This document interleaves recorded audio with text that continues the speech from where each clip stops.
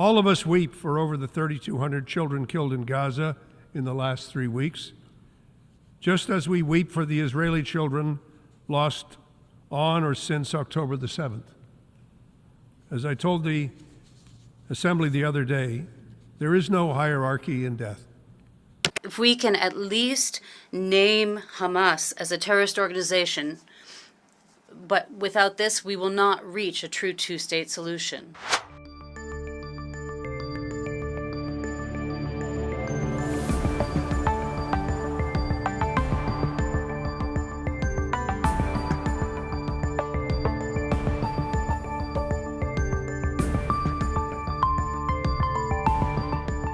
On the situation in Gaza and the Middle East region winds down, it's important that we have to continue all of our collective diplomatic efforts, because on the ground, which is where things matter, we all know the situation is very dire.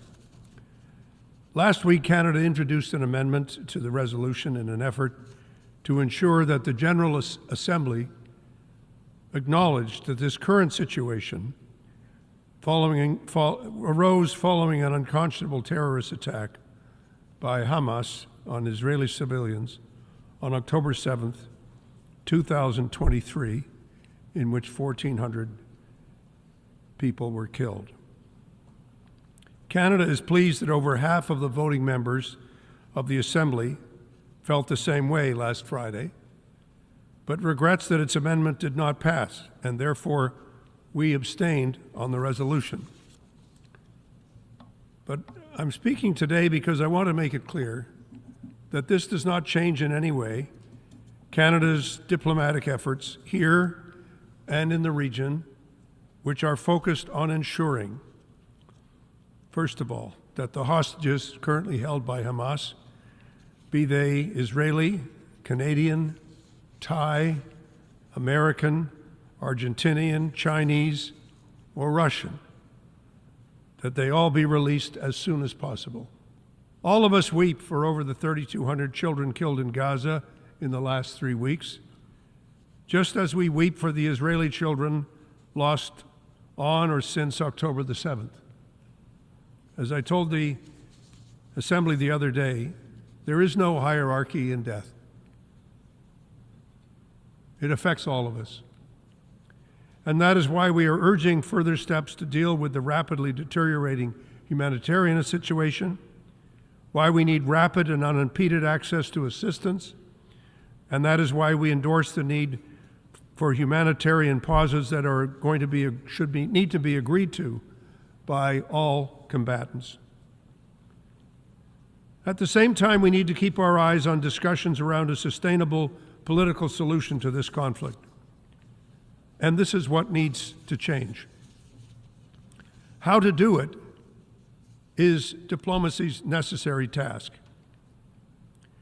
We need to understand that talk about the two-state solution, which many of us have talked about today, is empty unless it's accompanied by the end of the violent rhetoric of absolutism, violent acts of terror, and the ongoing refusal to accept the legitimate interests of all parties.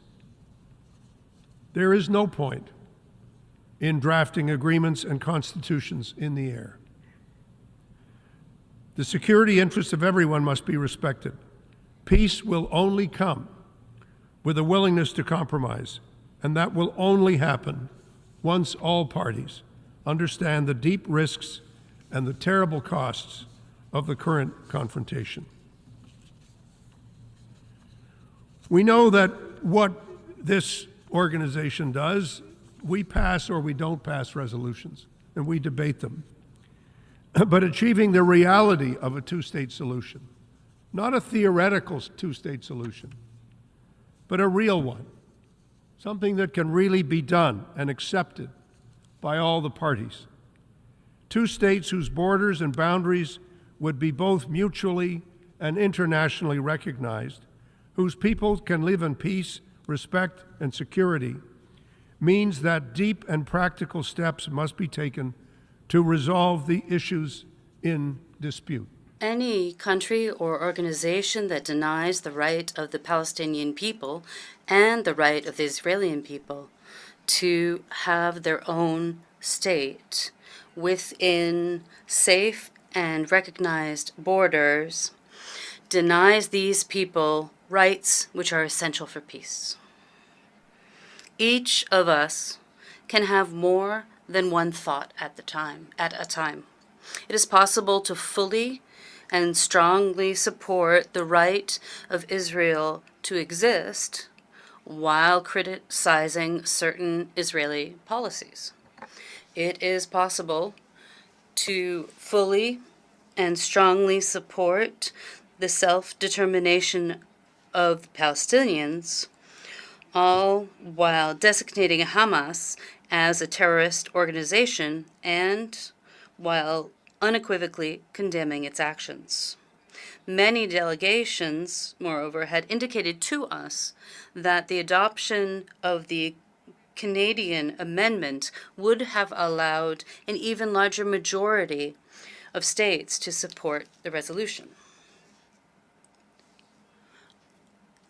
And if we can at least name Hamas as a terrorist organization, but without this, we will not reach a true two-state solution, for the simple reason that there is no country here that would easily or equally live with a terrorist group on their frontiers.